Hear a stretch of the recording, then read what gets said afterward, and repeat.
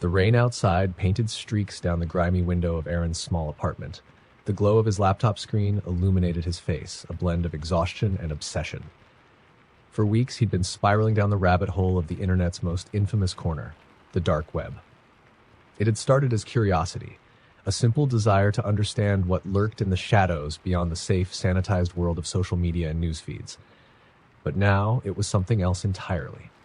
He'd read the stories, urban legends of snuff streams, human trafficking auctions, and secret societies, but he dismissed most as fabrications designed to scare people away. Aaron was no amateur. He knew how to navigate with caution, to use VPNs and proxies to cover his tracks. Yet tonight, something felt different. The usual slow trickle of links on the forum seemed alive, pulsating with activity. A new thread had appeared. Enter the abyss. Prove you're watching.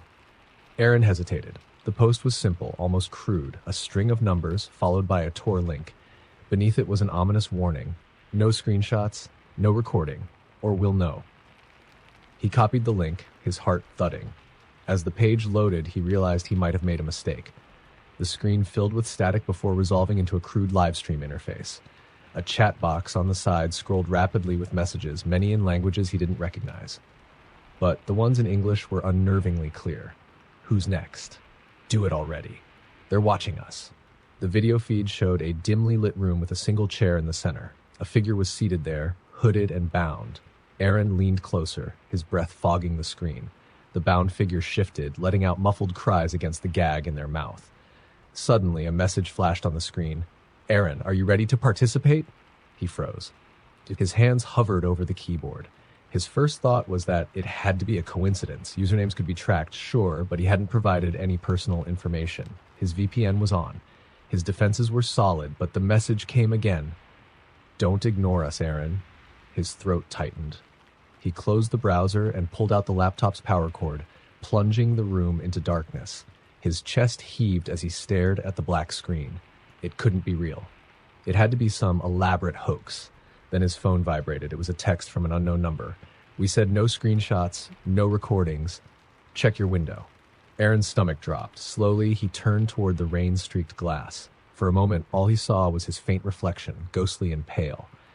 Then he noticed the faint red dot, almost imperceptible in the gloom. A laser pointer. It was aimed directly at his forehead. Panic surged. He ducked, pulling the blinds down in one frantic motion. His mind raced. How had they found him? His defenses were airtight, weren't they? The phone vibrated again. You can't hide, Aaron. Open the laptop. He wanted to run, to smash his phone and flee the apartment, but his legs felt rooted to the floor. Against every instinct, he powered the laptop back on. The screen was already on the live stream. The chair in the room was empty now, but the chat box was alive. He's back. Shh. Coward tried to run. Make him prove it. The feed shifted. Aaron's apartment filled the screen. The grainy video showed him sitting at his desk, trembling, with the same blinds he had just closed.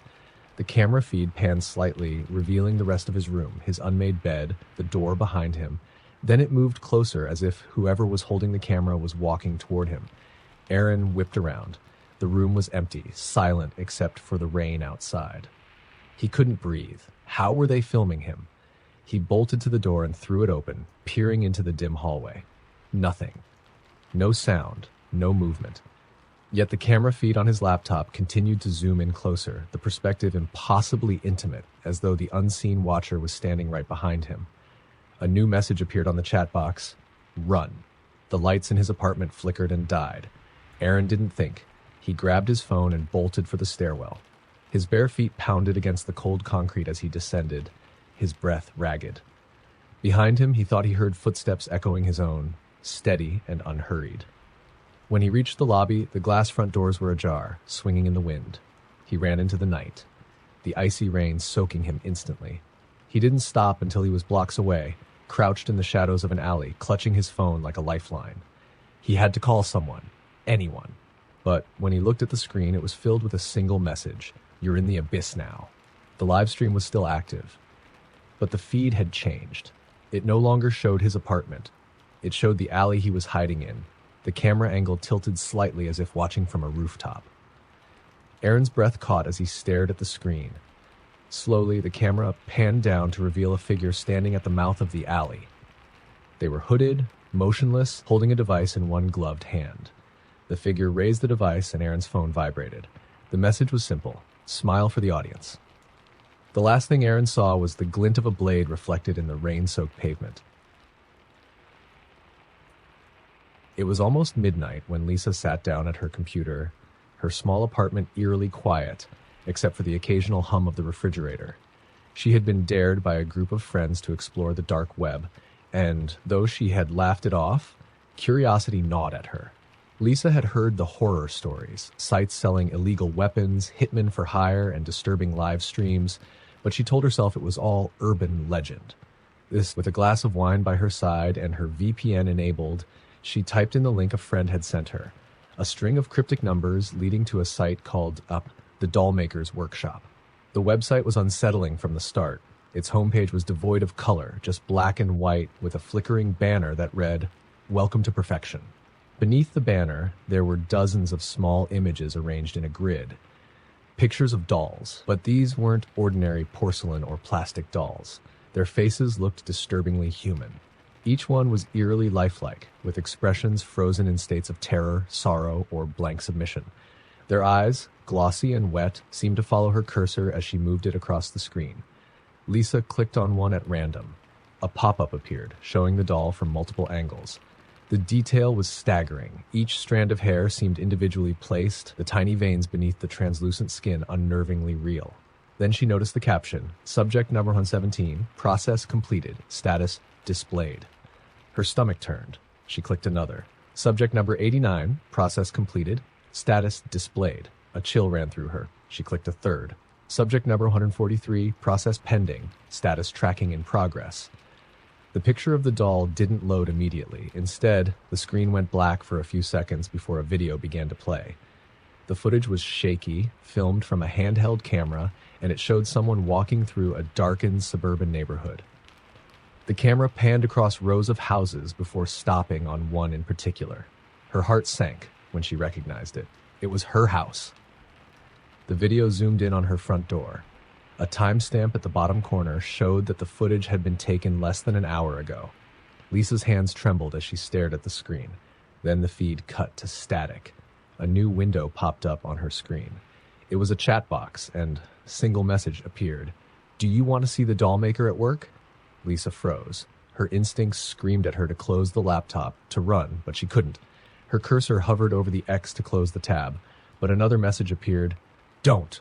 You're already part of the process." The screen flickered and the video feed returned. This time it wasn't outside her house, it was inside. The camera moved through her living room, passing the couch where she had been just moments ago. Her wine glass was still on the table.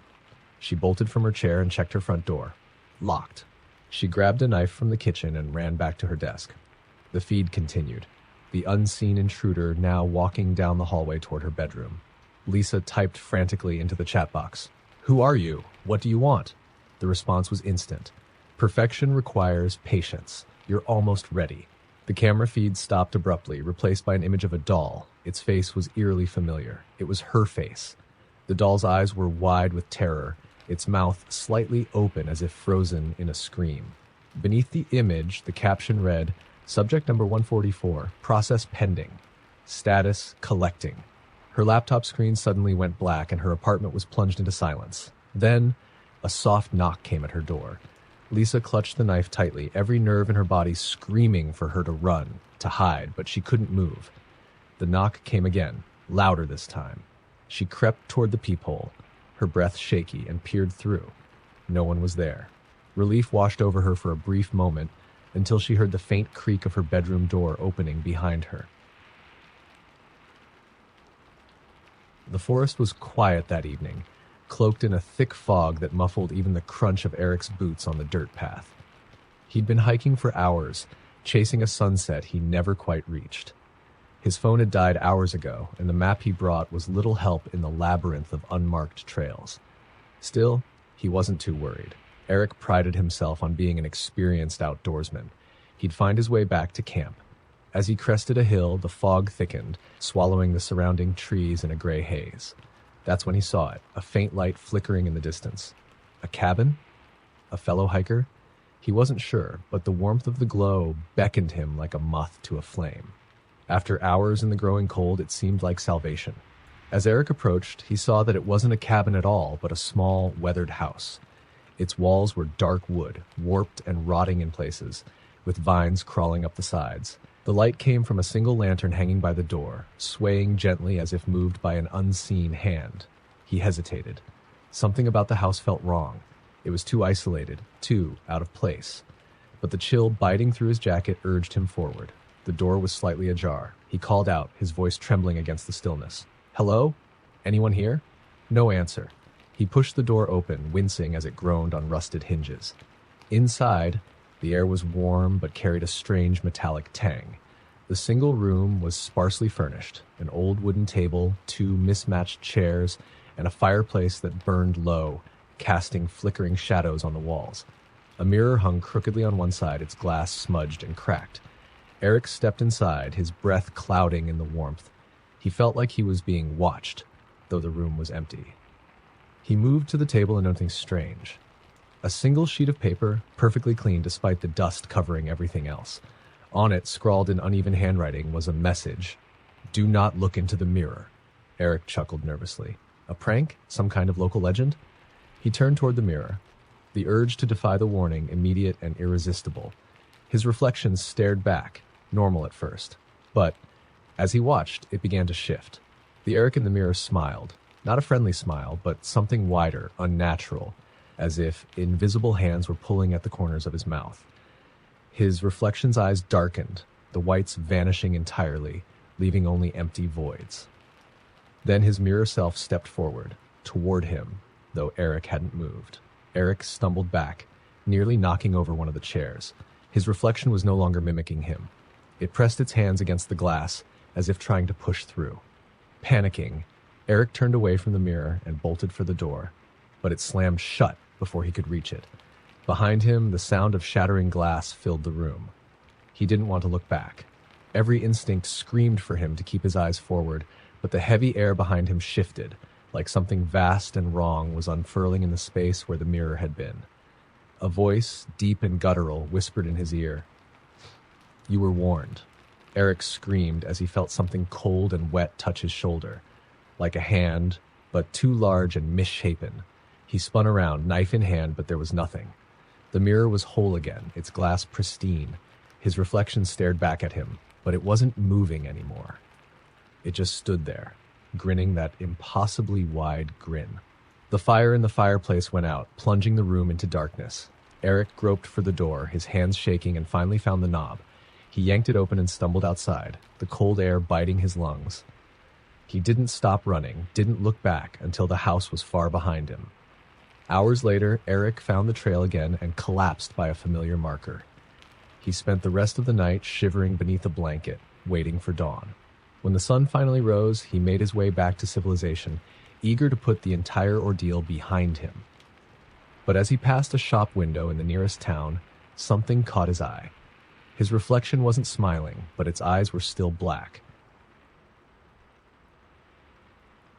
The small town of Ravenswood had always been cloaked in whispers of strange disappearances and eerie events, but for Hannah, it was home. She had heard the stories about the abandoned house at the edge of the forest, a decaying Victorian mansion locals referred to as the Wailing House. Legend had it that anyone who entered after dark was never seen again.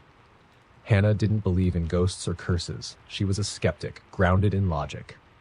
So when her friends dared her to spend a night in the house, she accepted without hesitation. Armed with a flashlight, her phone, and a stubborn streak, she set off just before dusk. The house loomed before her like a rotting corpse, its once grand facade now draped in vines and decay. The windows were shattered, the roof sagged, and the front door hung ajar, creaking with the faint breeze. As she stepped onto the porch, her flashlight flickered and a shiver ran down her spine. "It's just nerves," she told herself, pushing the door open. The air inside was thick with mildew and rot. The wooden floors groaned under her weight as she moved through the entryway, past dusty furniture and peeling wallpaper. The flashlight's beam caught a staircase spiraling into darkness, its banister carved with intricate patterns that seemed to twist and writhe in the dim light. She settled in what had once been the parlor, a grand room now filled with shattered glass and overturned furniture. The fireplace was cold, its soot-streaked bricks whispering of long-dead flames. She set her phone to record, determined to document the night as proof for her doubting friends. Hours passed, the silence oppressive. Midnight came and went, and Hannah began to feel foolish. There were no wailing ghosts, no phantom footsteps, just the creaks and groans of an old house settling into itself. She yawned and leaned back in her chair, the adrenaline of her arrival giving way to boredom. That's when she heard it. A faint tapping sound, like nails raking against wood. It was coming from upstairs. Hannah froze, her heart hammering. She rationalized it away. It was probably a raccoon or the wind. But the tapping grew louder, more insistent, until it became a series of thuds, heavy and deliberate. Against every instinct screaming at her to leave, she grabbed her flashlight and moved toward the staircase. The second floor was colder, the air damp and stale. The sound had stopped, but the floor felt alive beneath her feet, the boards trembling as if something was shifting beneath them. The hallway stretched out before her, lined with doors that seemed to lean toward her, inviting her in. She followed the faint beam of her flashlight to the source of the noise, a door at the very end of the hall. It was slightly ajar, revealing only darkness beyond. As she reached for the handle, her phone buzzed in her pocket, startling her. She pulled it out to see a notification. Recording saved. Confused, she unlocked the screen. The timestamp showed the video had only been recording for 20 minutes, even though she'd started it hours ago. She tapped to play it, her thumb trembling. The footage showed the parlor, the empty chair where she had been sitting. But it wasn't empty for long. The camera shook slightly as if someone, or something, had picked it up. A shadow moved across the frame, impossibly tall and distorted, its limbs bending in ways that made Hannah's stomach churn. The figure approached the camera, and the screen filled with static. When the video resumed, it showed Hannah herself sitting frozen in the chair, unaware of the figure standing behind her. Its face, or what should have been a face, was a void, an abyss that seemed to pull at the edges of the image. It leaned closer to her on the screen, and then the recording ended abruptly. Hannah's hands went cold. Her breath came in shallow gasps as she raised her flashlight toward the open door. A guttural voice, low and distorted, echoed from the darkness beyond. "You shouldn't have come." The door slammed shut with a force that shook the walls. Hannah screamed and bolted down the hall, and the shadows seeming to stretch and claw at her as she fled. She stumbled down the stairs, her flashlight flickering wildly. When she reached the front door, it wouldn't budge. She pulled and screamed, but the house seemed alive, holding her in its rotting grip. Behind her, the tapping began again, slow, deliberate. It grew louder, faster, until it was deafening, like a drumbeat pounding against her skull. Hannah turned, and there it was, the shadow from the video, its void-like face inches from hers. It reached out, its hands splitting into clawed tendrils that wrapped around her throat. The next morning, the house was silent. A search party found Hannah's flashlight and phone lying on the parlor floor. The screen cracked and smeared with blood. The video was gone, replaced by a single file that couldn't be opened. And the townspeople whispered once again about the wailing house where Hannah's screams still echoed in the dead of night. The clock struck 3 a.m., and Mia's eyes were glued to her laptop screen. She had been scrolling through obscure forums, falling deeper into the abyss of paranormal conspiracies and cursed stories. It was her guilty pleasure, a way to scare herself into feeling alive during her sleepless nights. But tonight, she stumbled upon something different. A post titled, "The Smiling Room," caught her attention. The description was cryptic. If you find the door, don't open it. If you open it, don't go inside. If you go inside, well, no one can help you. Mia rolled her eyes, but a link at the bottom of the post piqued her curiosity. It led to a grainy video titled, "The Last Footage." The video began with shaky handheld footage of a group of people walking through a decrepit building. The walls were peeling, the floor covered in debris. The camera's microphone barely picked up their nervous laughter as they whispered about finding the room. Then they reached a door. It was unlike the others in the building, pristine, a vibrant red, with a brass handle that gleamed as if it had been polished that day. The laughter faded, replaced by uneasy silence. One of them, an unseen figure holding the camera, reached out and opened the door. The footage became distorted as the door swung wide. For a split second, the screen showed what looked like a room filled with shadows, shapes writhing and shifting against the walls. Then the camera fell, the screen erupting in static, punctuated by distorted screams that made Mia's skin crawl. The video cut off abruptly. Beneath the video was a single comment: "It's real. Once you see the door, it sees you too." Mia smirked. Amateur horror storytelling, she thought, closing her laptop. But as she stood to head to bed, something out of the corner of her eye stopped her cold. Across the room, her closet door, a plain white door she had seen every day for years, was now red. Her heart thudded painfully in her chest.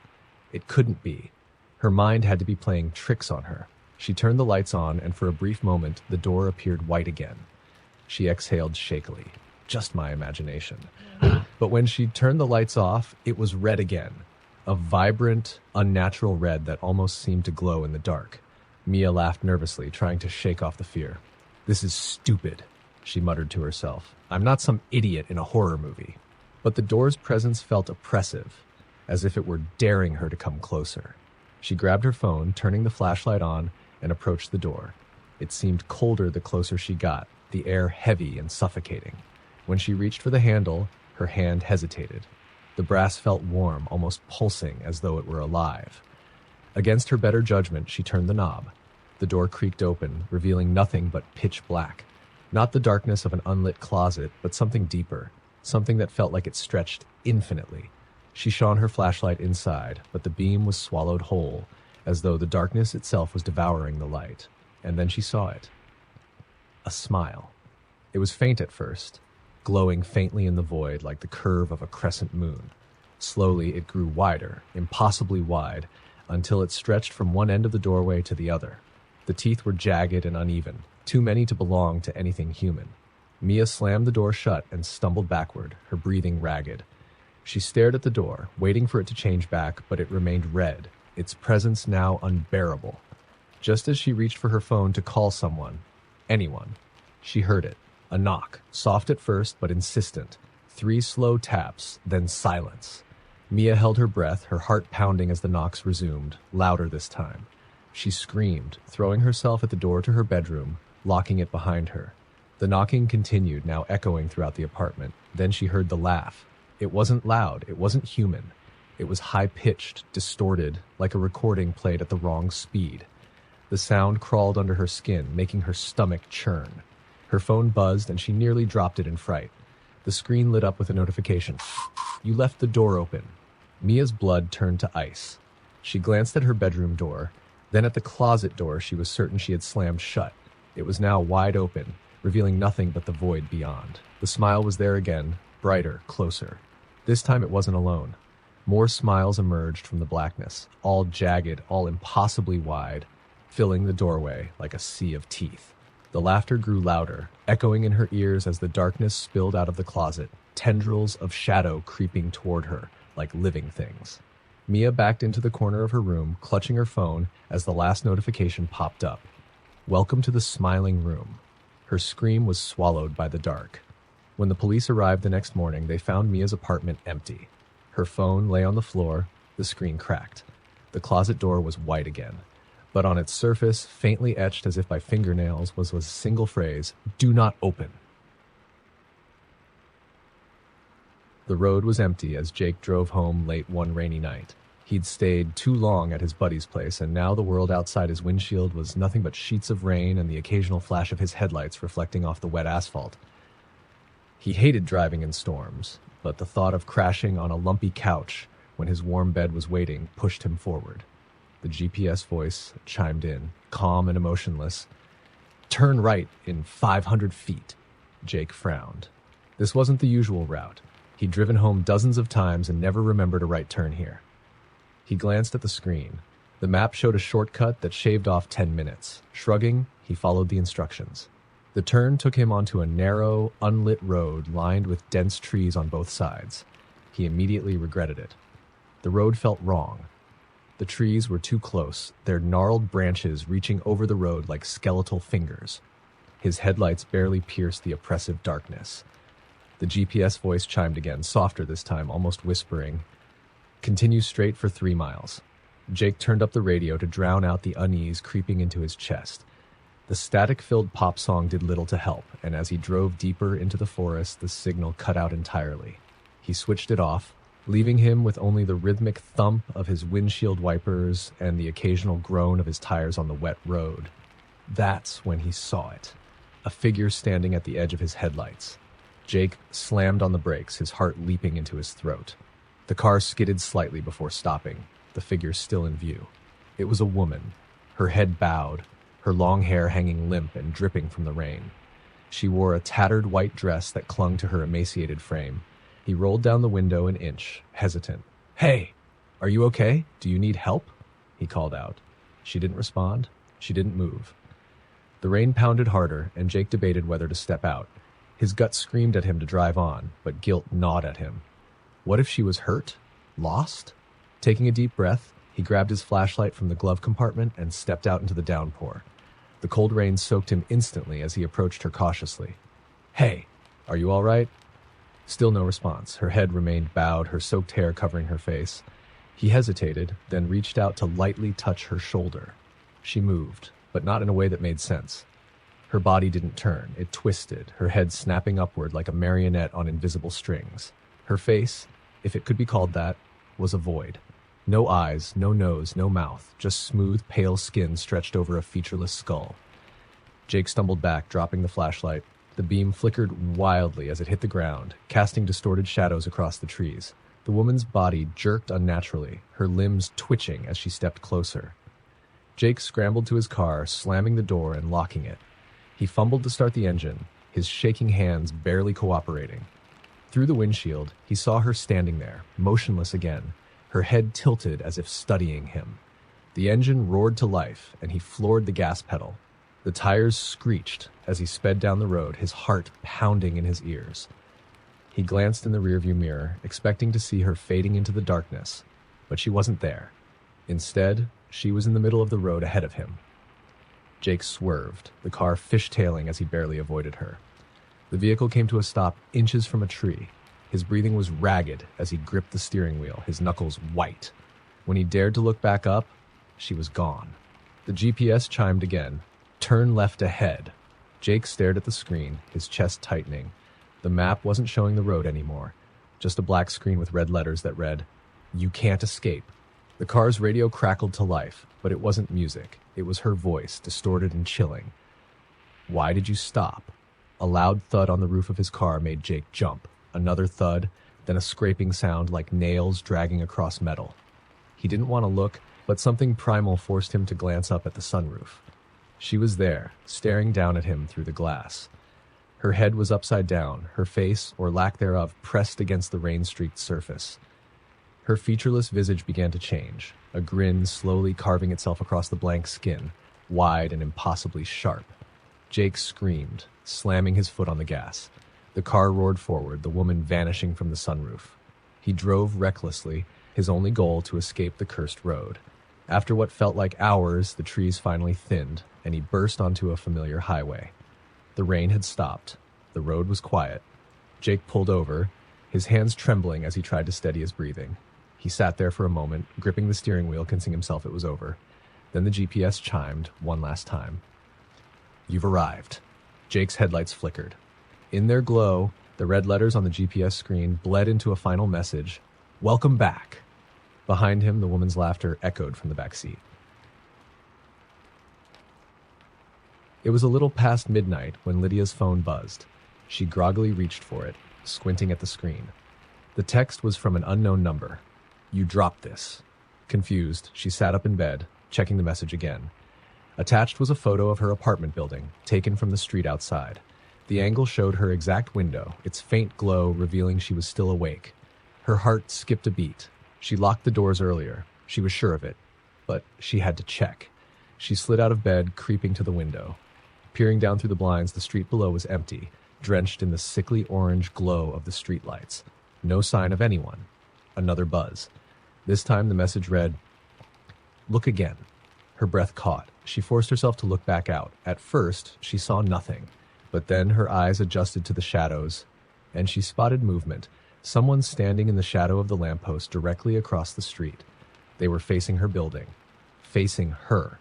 She snapped the blinds shut. heart pounding. Another buzz came almost immediately. "Why are you hiding?" Lydia's fingers fumbled as she blocked the number. She set the phone down and backed away from the window, heart racing. "It's a prank," she told herself. "Just some creep who got her number." She decided not to call the police. Not yet. She climbed back into bed, pulling the covers up to her chin.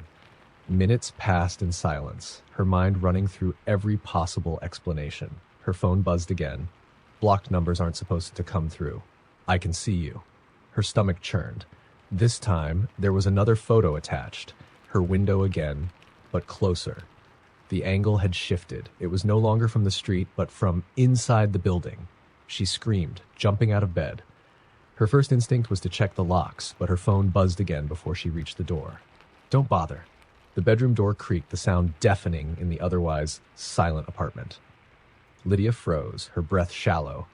She wanted to scream, to run, but her legs felt like lead. Slowly, she turned toward the door. It was ajar. She was sure it had been shut just moments ago. "Who's there?" she whispered, her voice trembling. No response, only silence, stretching out like a physical weight pressing on her chest. She took a hesitant step forward, peeking out into the hallway. It was dark, the faint glow of the streetlights outside barely illuminating the walls. Her phone buzzed in her hand again. She didn't want to look. Every instinct screamed at her not to. But her shaking fingers unlocked the screen. This time, there was a video. She tapped to play it, and the screen lit up with grainy footage of her own bedroom. The angle was low, as if the camera had been placed on the floor. It showed her, sitting on the bed, staring at her phone moments earlier. In the corner of the frame, barely visible, was a figure crawling out from under her bed. Lydia dropped the phone, her scream caught in her throat as her body locked in terror. The sound of something moving, slow and deliberate, came from behind her. She didn't want to turn around, but she did.